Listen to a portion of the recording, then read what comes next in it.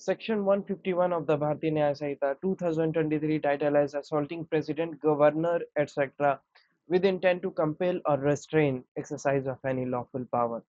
जो भी पावर, जो भी कानूनी तौर पे शक्ति जो हमारे प्रेसिडेंट के पास है, ऑनरेबल प्रेसिडेंट के पास है, ऑनरेबल गवर्नर के पास है,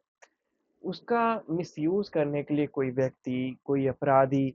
उन पे दबाव बनाता है, उनको धमकी देता है, असॉल्ट करने का प्रयास करता है, उनको रोकने का प्रयास करता है या किसी भी प्रकार से उनको क्षति पहुँचाने का प्रयास करता है, ताकि वो उनसे अपनी स्वेच्छा अनुसार कुछ करवाए या करवाया जा सके। तो ऐसी परिस्थिति में सेक्शन 151 के अकॉर्डिंग वो लायबल हो जाते हैं, एलिजिबल हो जाते हैं इस पनिशमेंट के लिए और ये एक अपराध है। इसकी लैंग्वेज देखते हैं what it says whoever with the intention of inducing or compelling the president of India। कोई भी व्यक्ति इस उद्देश्य से कि वो भारत के राष्ट्रपति से काम करवा सके, ठीक है, उनको मजबूर कर सके कि वो काम करें या फिर किसी भी राज्य के गवर्नर पे दबाव बना सके किस चीज के लिए, टू एक्सरसाइज और refrain from exercising any manner any of the lawful powers of such president और गवर्नर, कि जो भी उन प्रेसिडेंट या गवर्नर के पास पावर है उसका वो इस्तेमाल करके इनकी इच्छा फुलफिल कर सके, ठीक है। तो ऐसी परिस्थिति में अगर वो असॉल्ट का प्रयोग करते हुए या फिर रॉन्गफुली रिस्ट्रेन यानी कि उनको रोकने का प्रयास करते हुए या फिर एक्चुअल में करके या फिर मात्र प्रयास करके अगर उन पे दबाव बनाते हैं या फिर उनको डराते हैं, धमकाते हैं, थ्रेटन करते हैं क्रिमिनल फोर्स का यूज करने के लिए, ठीक है, या फिर उन्हें दिखाते हैं क्रिमिनल फोर्स यूज करके या फिर उनको धमकाने का प्रयास करते हैं, ये सारी चीजें इसमें कवर हो जाती है सारी। जैसे उनको रोकना, उनको धमकाना,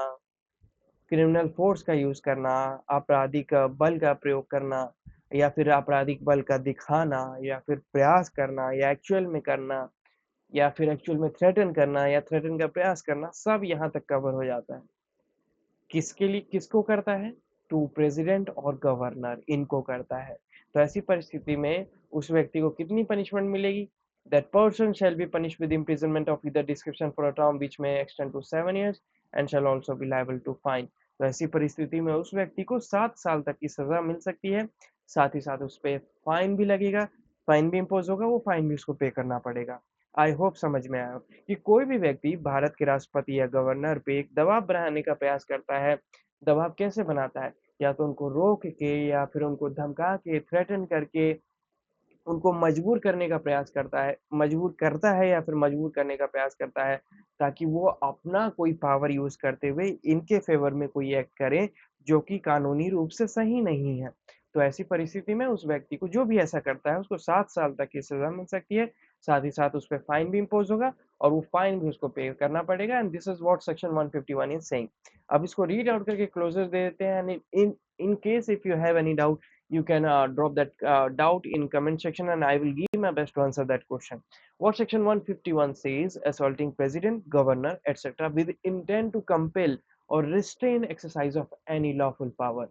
It says, whoever with the intention of inducing or compelling the president of India or governor of any state to exercise or refrain from exercising in any manner any of the lawful powers of such president or governor, assaults or wrongfully restrains or attempt to wrongfully to restrain or overawes by means of criminal force or the show of criminal force or attempt so to overawe such president or governor shall be punished with imprisonment of either description for a term which may extend to 7 years and shall also be liable to fine. Thank you.